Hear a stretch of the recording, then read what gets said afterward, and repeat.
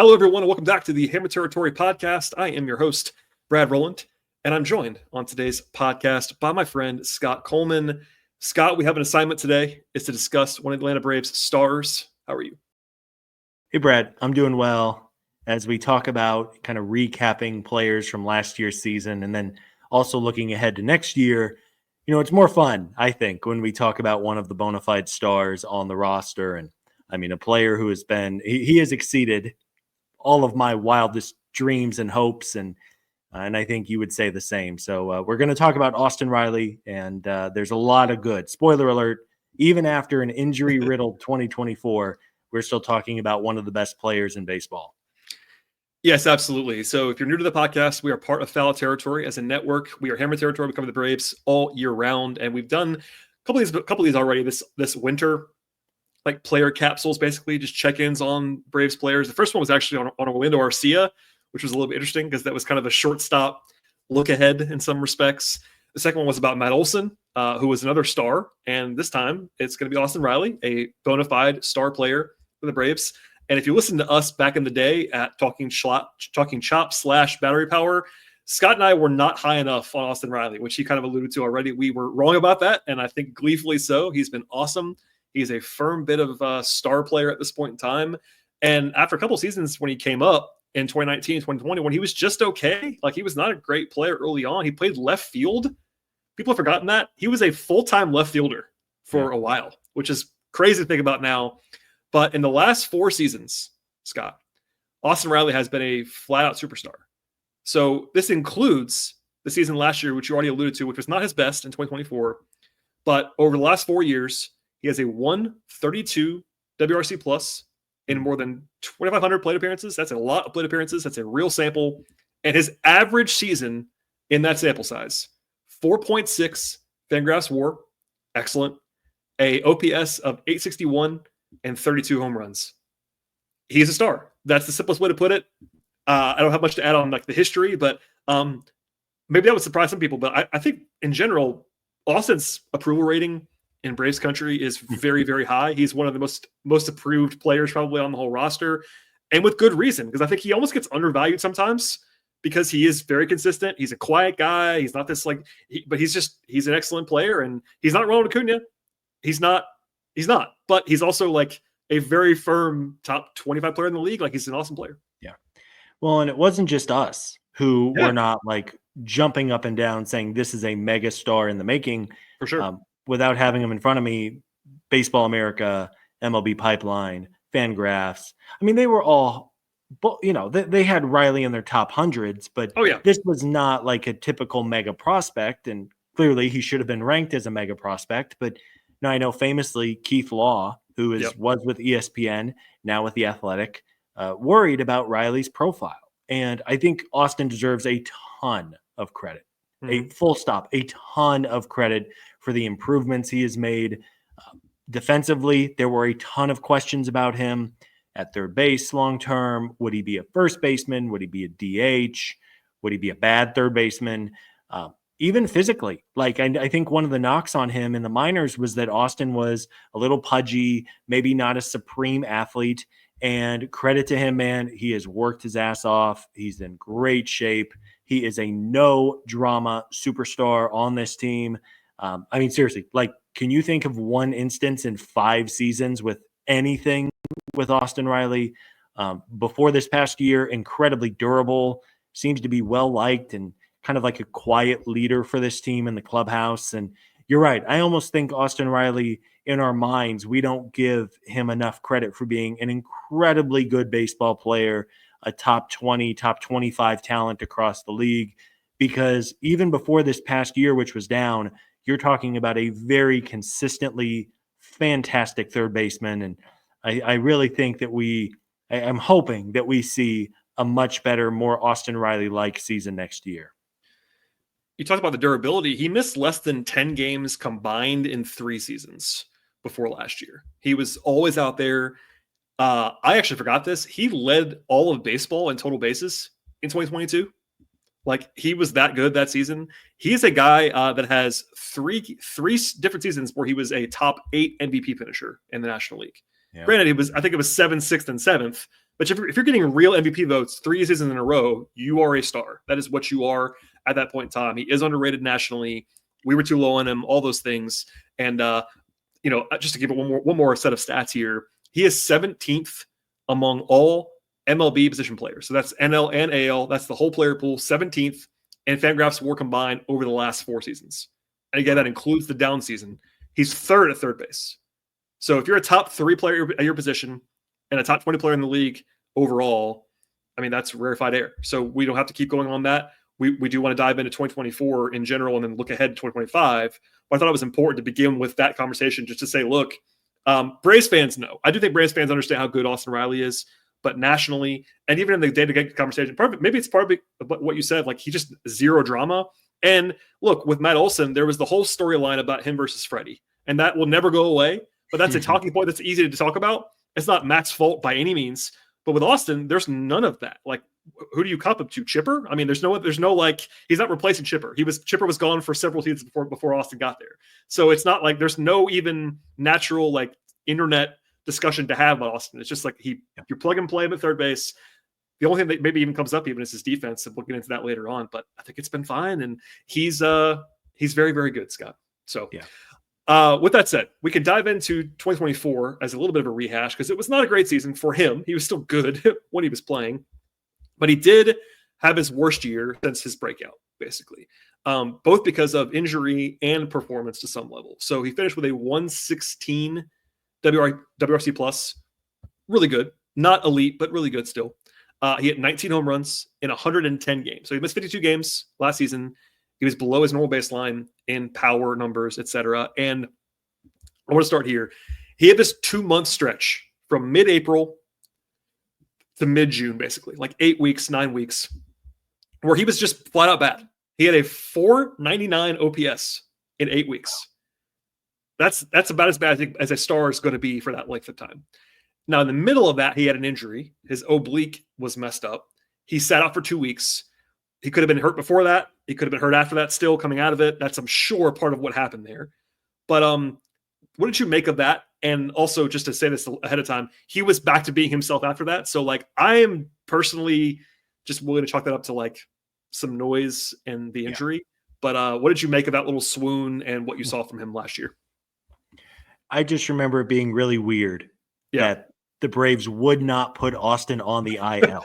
Oh, that too. We did a lot of podcasts on this because it was like, okay, it's been a week, it's been 9 days. Like, why is he not on the IL yet? And they finally did it, and they kind of like, it was so, the whole thing was very bizarre, very strange. And so Austin missed 2 weeks, like full stop, did not play for 2 weeks. Mm-hmm. And then after the injury, or we're going to say after the injury in air quotes here, Austin just was not himself. You mentioned the 499 OPS, and I think any hitter will tell you that oblique injuries are just nasty to try to come back from. I mean, heck, ask Sean Murphy, his teammate, what was it like coming back? I mean, just for comparison here, and I'm not going to say that I'm a doctor and I studied the scans on Sean Murphy's oblique and Austin Riley's oblique injury, but Murphy missed 2 months and Austin Riley missed 2 weeks. It's a big gap. So I think you're spot on. I just kind of chalk up really the first half of the season to an injury that clearly he was not right from. But the good news is that Austin was fantastic in the second half before getting hurt, and he continued to hit the baseball really, really hard, which is obviously a good sign. And I think we all knew it was only a matter of time before Austin got back to being Austin Riley in capital letters. And moving forward, I mean, I have no concerns in my mind that this is not going to be a supremely talented hitter moving forward. Yeah, I don't either. And, he had a 942 OPS, 16 home runs in his last 57 games before the injury. So, like, that's just back to his normal self. He was awesome there. Of course, he broke his hand in August. His last game was August 18th, and he couldn't come back after that. It was, again, bad timing for this team he was the only guy hitting for a while too. Like, there was a stretch last season where Olsen was the only guy hitting, and it was Ozuna was the only guy hitting. And then at the end, it was Riley who was really carrying them. He goes down, and, part of the story of the team last year. We might have said it on an episode in August after Austin broke his hand, but to me, I think internally, maybe we didn't say it on the pod or I didn't send out a tweet storm about it, but to me, when they lost Austin Riley to a fluke injury, to a broken hand, I think that was the moment internally. I'm like, you know what? I don't, this season is chalked. Yeah, it's not happening. If they could have gotten Riley to the playoffs and had Sale and, and all that, maybe, you never know, weird stuff happens. The Diamondbacks were in the World Series a year ago with a pretty average roster. But when they lost Riley, man, on top of Acuna and Albies and everybody else who got hurt, I think losing Austin was like the moment for me of like, you know what? I want the Braves to win every single night because that's who I am. I want them to make the playoffs because anything can happen. But losing Austin Riley on top of everything else was kind of the moment for me, at least, where I'm like, you know what? This season is the season from hell. Come back strong in 25, Austin, and get back to your normal self. It is a reminder that the Braves lost 2 of the top 25 players in baseball at the same time last season. Like Ronnie was already out and, Strider was already out, all those things. Like it is, we covered it in real time, but as you get further and further away, it's like, oh, the Braves had this really weird season last year. No, they got decimated by injuries. And then they got, anyway, we'll stop there. Back to Riley. You mentioned before already, still, even with a quote unquote down season last year, he has an excellent batted ball profile, hits the ball hard all the time, 90th percentile or higher, and like all the stats you want, barrel rate, hard hit rate, the expected stats are great for him. The one thing you might say about Riley is that he's always kind of had some swing and miss problems. Like that was always in his profile. Lots of strikeouts. I don't really hate that, but it does lead to some slumps. Similar to Olsen, actually. Those guys are different hitters, but they both strike out a lot, and that can maybe kind of lead to some more prolonged hiccups. Like Riley's had a few. Like remember when he signed the contract, the extension, and then had like a pretty rough stretch after that, and it was like kind of conveniently annoying for everybody. I mentioned it too on the podcast, but it was because he was striking out a lot. Like if there's one thing he's prone to doing, it is a little bit of that in his profile, but not a disastrous. He's not Dave Kingman. If you're old like I am, like sure. He's not Joey Gallo. Like he's not doing that. Yeah. But he's not. I'm done. Yeah, that's a good reference for more people that are our age. But anyway, like he hits the ball really hard. Even last year, and again, we already agreed on this, but that underlying batted ball profile approach, like. There's no reason to believe that last year is a normal year for Riley. I think his actual baseline is where he was the previous 3 years, which is a 130-ish WRC plus, 35 home runs. That's kind of what he is, it seems like. And the one thing that I'm a little nervous about, a little scared about, and I don't think it's going to end up being a problem, but we should say that Austin confirmed at the end of September when the Braves officially ruled him out for the rest of the season that he did fracture the hamate bone in his hand and wrist. That is a bone that as a hitter, you don't want to break. I'm not a doctor, but that is the one that hitters have said that has taken them a while to come back from.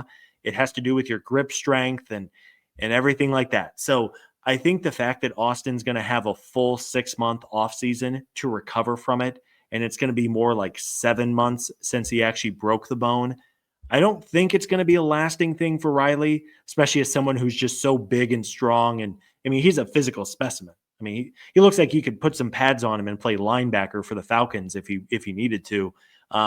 So that's one thing to just keep in mind in the spring, but ultimately I don't think it's going to be a big thing. And it sounds like if the Braves would have maybe progressed into the playoffs even more, there was a small chance that Austin could have come back. But I at least wanted to mention that on the show. Yeah, and I think it's a good thing to bring up, and also because it was the off season going into it, I'm less worried. If that's one of like you break your hamate bone in May, when you come back, I would have been like flagging like, hey guys, he may not be Austin Riley for a little while because that does take a while to. It's a great point by you, but because he has the whole winter, it's less of a concern. But maybe early on we'll see, and he also is just a really. I use this term lovingly. He's a big. Strong, brute Southern guy. Like he's kind of a monster. He's strong. I mean, the hand is something you can't. It's a bone. Like you can't like do anything to strengthen that. But I think that he'll be fine. I'm not particularly worried. But he does look. He does have to have power. So that does sap your power potentially, and he can't really afford that. But the good thing is, if you want to say that, is that last year was kind of a wash, and he broke it early enough where he has the full long recovery and take it easy all winter long. I'm sure Austin's been properly healed at this stage, recovering, rehabbing, all those things. So there you go. Scott, we should talk about his defense a little bit. We did reference it already. There has always been, and there will always be, I think, a divide on Austin's defense. If you're big into the numbers, you probably don't love Austin's defense. There were better years. For instance, 2023 was his best advanced metrics season at DRS, defensive run saved, and outs above average. This last year was not his best, according to those metrics. It's funny because I'm not a huge eye test guy compared to other people. I like the stats more than most do.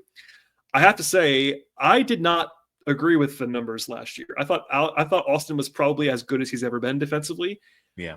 My go-to is always that he's not Brooks Robinson, nor will he ever be. He's not a great defender. And I think in some corners, Braves fans think he's a great defender. And I do not believe that. I think Austin is fine defensively. That's my stance, generally speaking. That's just me. I'll let Scott answer for himself. But I don't think that as of 2025, I am worried about his defense. In 5 years, when he's 33, I might be worried about his defense. But right now, I'm not. And I think based on what we've seen in the last couple of years, that's where me personally, I think he's fine defensively, which is all he needs to be, by the way. When you're that good of a hitter, just be fine. And I think he is. Yep. If I had no idea what his defensive metrics said coming into this, and you said, Scott, what do you think Austin Riley graded out on this stat and this stat and this stat? I would have said it was all good. Like, again, he's not Nolan Arenado in his prime, but good. And I would agree. The eye test told me last season that he has really, really come a long way since early on. We mentioned as a prospect, there were very real questions about would he be a third baseman long term. I have no concern. I agree wholeheartedly. I think he continues to get better too, which is encouraging for a player. I mean, obviously it's encouraging. You don't want him to go the other way. And at age 28, he should continue to be totally fine over there. And I think there's a chance that if he really keeps getting better, that he could accelerate himself into that top tier of defenders at third base and be a legitimate Gold Glove type of player and get back in the more favorable side of the metrics, because I think even the people who run outs above average and DRS and are behind those stats would tell you that they are not perfect by any means. But yeah, I think Austin is a really solid defender at third base. And I think it's commendable that he's been able to improve himself both physically and just his technique and all the little things that go into being a great defender. He's done a really nice job over the years getting better. Yeah, defensive metrics are famously less reliable than offensive metrics. Your offensive metrics are just kind of what they are. You can see it. It's very trackable. Yes, there's nuance there with StatCast and like what you actually deserve to do, all those things. But offensive metrics, I really think, are pretty darn effective in baseball. Defensively, there's a lot more room there. They're helpful. I think it's silly to ignore them in general, but they are not as accurate and as proven as offensive metrics are. And I think Riley's a good case for that. Briefly, because this is an Austin Riley podcast, he is under contract for 8 more seasons. $22 million per season, flat rate from this point forward. 8 years and $176 is the big old round number on Austin's contract, plus a club option at the end. So the first 2 years of the deal, so he signed a 10-year extension, right? The first 2 years were the cheap years because they were our buyout years. Then it becomes $22 million. It literally is $22 million flat from now until the end of time, essentially, 8 years. When he signed the deal, it was the biggest deal the Braves had ever given out in total money. It's the longest deal of the extensions. For instance, Olsen got 8 years, Riley got 10. I think that on an annual basis, he's vastly underpaid. I think if he hit the market right now, he would get a lot more than this. That's the reason why you do the extension, but it worked out well for the Braves right now. Right? Yeah. We did the same exercise with Olsen, by the way, on that podcast, where it's like, hey, if you hit the market right now, what would he get? The answer is more than he's owed. Riley, I feel very confident, would be the same. Would he get 8 years? Maybe not. But he probably would get $35 million a year. So it would be a lot. That's the trade-off. The Braves gave him a lot of years, kept the number down. I think it's a great contract still. It's not an Ozzie Albies, Ronald Acuna style absolute money heist, but it is a very good extension as of this moment. Yeah. If Austin Riley hit the free agent market tomorrow he would have half the league lining up willing to pay him well above $200 million. For sure. And the Braves have him at sub 180. So that kind of speaks to the value that you get. And just, I mean, it's the trade-off, man. Anytime a player signs one of these guaranteed money deals, I know Brent Rooker just did one with the now Sacramento A's. There was all this discourse about it, man. And it's like, you know what? Sometimes players are not Juan Soto and are so focused on getting every single dime imaginable, but instead they want to guarantee themselves and their families more money than they could spend in a lifetime. Yep. And Austin, sure, I think his free agent year would be next year. So like going into 26, would he be able to make more money? Yes, especially if he bounces back and is healthy and Austin Riley that we love so much. But you talk about a great deal for Austin, a very wealthy man, a great deal for the Braves. They would do that contract 10 times out of 10 if they had to. Mm-hmm. And really a good situation all the way around, where it is a star player who has a good relationship with the team. He's a local boy. I mean, he's just, in some ways, Austin Riley is kind of like the poster child of the Atlanta Braves as an organization as a whole. And very fortunate to have him at third. And sure, maybe 8 years from now, we're not, he's not a star level player, but that's the game you got to play. You got to pay guys for their prime years and just hope that he doesn't fall off too much at the very back end of that contract. Right. The very end is not what you're doing. I mean, look, the whole idea of an extension like this is that you're trying to get big value at the beginning, in the middle. At the end, it might end badly. And that's definitely possible for Riley, like it would be for any other player. Same with Olsen. He may not be a guy that's worth, quote unquote, 22 million and in 2034 or whatever it's going to be, 2030, whatever year it is at the end. But that's not the point. As a reminder, this is not gospel either, but Fangraphs has this value stat. Riley was worth more than 40 million per season and each of the last 3 years before this last year. So like he's a $40 million player when he's healthy. Now, you wouldn't want to give him $40 million for 8 more years, probably. But if you're getting that kind of surplus value at the beginning of the contract, which is what they've gotten so far, you're fine. So it's a good contract. You said it, like if he hit the market next year, if he has the year in 2025 that I think you and I would project him to have, would it have been, quote unquote, smart financially for him to hit the market next year as a free agent? Yes. Sure. But you said it beautifully. Honestly, I've been doing this for a long time. The only time in the history of this podcast that I have lost my mind about a player taking a terrible deal was Ozzy. Even with Ronnie, who, that was not a good contract, I don't think, on his side. He's still locked in $100 million American dollars. So it was defensible. I didn't like it for him. It was defensible. The only time ever that I've been like, wow, terrible, was Ozzy. And by the way, the entire league had that same thought about Ozzy. So with Olsen, with Riley, with Harris, with Strider, yeah, those guys have real team upside, but they also guarantee these guys a lot of American currency. So there is an argument for that. And Riley's good example. So every single dollar. And you know what? Sure, Ozzy Albies' contract was a bit of a stinker, and I still can't believe he signed it. Ugh.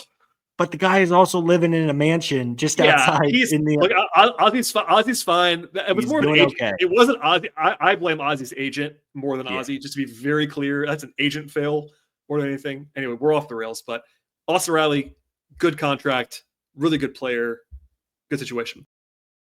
Lastly, before we sign off this one, this coming season. So he'll be 28 in April, age 28 season.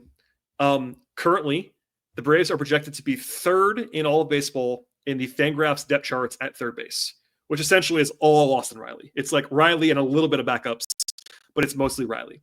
The only guys or teams he's behind in that projection are the Guardians, which is Jose Ramirez, star player, and the Red Sox, Rafael Devers, star player. Riley's third with the Braves. Just behind them is the Padres, Manny Machado. Perhaps you heard of him, $300 million player. Pretty good. So he's in that rarefied air of superstardom. And I like Zip's projections quite a bit. They have him at like a 4.5 win season, 129 OPS plus, like back to being Riley from 2 years ago. And to me, that seems totally reasonable. Or where are you on this projection for Riley? Does it seem like back to 30 home runs and a great season? That's kind of what I expect. Yep. Yeah, exactly. Just back to what he did before. again, we'll hold our breath just a smidge to make sure that hand is fully healed, but I think we all do. And if you're telling me that Austin is going to be a top 10 finisher again and MVP, I could see it coming. I could see a monster year coming for Austin, and just a special player, a no drama guy. I think those Zips projections are right in line. And if you're telling me that in a year from now, we're doing this same show, but talking about a huge year for Austin Riley and hopefully another 7 years then of great baseball ahead of him too, wouldn't surprise me in the least. And just just seems like a good human being too, which is, he's a dad. I know he has at least one kid, maybe two now. It's nice watching some of these guys who, have been with the organization for a while now, just kind of grow up in front of our eyes and turn into stars, which is far from the case for most organizations with their young players. So big fan of Austin Riley. And you talk about maybe he was never compared directly to Chipper Jones, but the Braves have lived pretty good at third base the last 30 years between Chipper and Austin, and then a couple of those fill-ins in between. Yeah, no, really good player. And, I think it's good every once in a while to do these exercises, especially with the guys who are locked up long-term for the Braves. We did Olsen. We'll do Michael Harris at some point. Obviously, Ronnie is in a class that's a little bit different even because of his upside and his MVP caliber nature. But it's easy sometimes to forget how loaded the Braves actually are. We have been yelled at this offseason for being a little bit higher on the team's current status than the rest of some people are. But I still believe it. And part of that's because they have a lot of guys like Riley. Like Riley's in the upper tier of it, but they have a lot of really, really good players on this team. And I think he'll be back to where, look, I said it before, his average season the last 4 years, 4.5 wins. That's an even if you don't believe in WAR, average. Even if you're not a big WAR person, okay, how about this? 32 home runs, OPS of almost 900, slugging of 500 plus. He's a very, very good player. And I think that's what I expect him to be this year. And look, this is an extra bonus thing at the end of the podcast, Scott. Will he ever win an MVP? I don't know if I would say yes to that, but it's definitely possible. If Riley has his A season and hits 42 home runs with a 975 OPS on a 100-win team, he could. By the way, he can do that. He can't be a 9-win Rowland Acuna player. I don't see that happening for Austin, probably. But I think that if he finished, or at least on the podium for MVP in the next couple of seasons, I would not be surprised at all. I think he might have one career level year in there. And honestly, Matt Olson might have already had his, and he didn't win it because Ronnie and Freddie and all those guys were crazy. But he might have one of those kind of yeurs where he puts the pedal to the metal and has a great 47 home run kind of season. Yeah. So there's upside here too. You don't think about Austin as an upside guy, but I think he hasn't had that coast to coast incredible A+ season yet. And he might have one at some point. Yeah. If Paul Goldschmidt can win an MVP, they're very similar. We don't have a crystal ball, but a decade from now, if you're telling me those two guys feel like pretty similar hitters and just, their peaks and their consistency and all that, it's probably working against Austin. Not probably. It is working against Austin that he has Ohtani and Mookie and even his own teammates and Olsen and Acuna and other players. It would be nice if some of the superstars would go to the American League instead of the National League. But yes, I do think if everything aligned, and sometimes it's just a couple small things that have to go your way, the baseball happens to bounce over the fence instead of be caught at the wall, or, the double down the line goes fair instead of foul. Those type of things over 6 months add up. But this is, at worst, it is a top 3 for third baseman in the game. And at best, he is the best in the game. And he's shown that he can be that player regularly. Yeah, we're excited about Austin Riley. If you told 2019, 2020 Brad that he would be this good, I would not have believed you, but I was wrong. So shouts to Austin Riley for proving me wrong, to be sure, on this podcast, and an awesome player. We look forward to covering him this coming season as he gets healthy and back in the lineup. Scott, thanks for this podcast with me as always, my friend. Always a pleasure to talk to you. It was a pleasure, Brad. I was actually going to say, fun little exercise. Ooh. I was thinking about this. If I walked into the Braves team store tomorrow and had to buy a jersey, I almost think I would go Austin Riley. I love Ronald Acuna, but I got to be honest, man, double knees scares the hell out of me. I sincerely pray that he does not, like Derrick Rose 2.0 with the knees. Love Ronald, love Matt Olson. Michael Harris is fun as hell to watch, but I almost think just one, he signed forever. Two, he seems like a good guy off the field, all that. And not that those other players aren't. I think I'd probably buy an Austin Riley jersey. What would you buy? Well, I mean, my Matt Olson thing is very well documented, right? I was going to say, and you could probably get a clearance deal on Charlie Morton, but yeah, Charlie's long gone, unfortunately. My Matt Olson proclivity. I have a Matt Olson jersey in my closet right now. Granted, I didn't pay for it; it was given to me, but I do have one. No, there's a real case for Austin, given how long he has signed for, especially if you're trying to be like economical. If you're trying to watch your pennies, for instance, and trying to invest in a jersey like for a long time, he might be the choice. He signed for the longest. I think Harris would be the other one that I would definitely consider. I love Michael Harris. Like I'm a very, very, very big Michael Harris guy, local product. So can't go wrong. Runny has been the answer the whole time, but he is quote unquote only signed for 4 more seasons. It's still 4 more seasons. That's plenty of time. But if you want to have a jersey in 2020 and 2030 that still has value, it probably would be Austin, because I think if you poll the league right now, Runny may not be here in 2030. So unfortunately for everybody involved. But yeah, no, Austin's a great choice. I mean, he's going to age well, I think, or at least pretty well. Awesome player. I don't know if I'd pick him, but he's definitely on the short list. I mean, I probably would lean, because I'm kind of weird, Scott. You know me. I might be like counterculture. I might go with like Harris or Strider, just like a little bit different. Yeah, Strider's a good call, and you get the cool jersey number. And I mean, Strider's he's such a smart guy. The way he's just so cerebral about pitching and his body and he's not a big guy. I mean, the joke is that he looks like he sells records at the store down the street, and he goes out there and he pumps 101 with 300 strikeouts like it's nothing. He's not like a physically imposing, like, damn, that's a professional athlete. And except for his legs. His legs are absurd. But you wouldn't know that unless you want something. Probably not a lot of record salesmen with those kind of tree trunks that Strider has. That is fair. No, I think that's a good, actually. That could be our YouTube informal poll question on this show. If people are watching it, comment on which player you want to buy if you were going to buy a jersey. And I'm sure Braves fans have already had this choice to make, or maybe you're buying one for your kid. If you're a dad of a 10-year-old Braves fan and you want to have one jersey that lasts them for a while or whatever. I know they're growing still, but you know what I mean. Might be good to make this choice in the coming days. Yeah. All right, Scott, that wraps up another player capsule episode of the podcast. If folks are just finding us for the first time, first of all, please subscribe to this podcast anywhere you find your podcasts. Just search Hammer Territory, Apple, Spotify, etc. Scott, where can they find all of your musings on the internet? I am at Scott Coleman 55 on socials. A big thank you to everybody for tuning in, and we'll be back soon with another episode. We will indeed. Find me at BT Rowland. Follow the show at Hammer Territory across social platforms. We really appreciate you listening and watching the show today, and we'll see you all next time.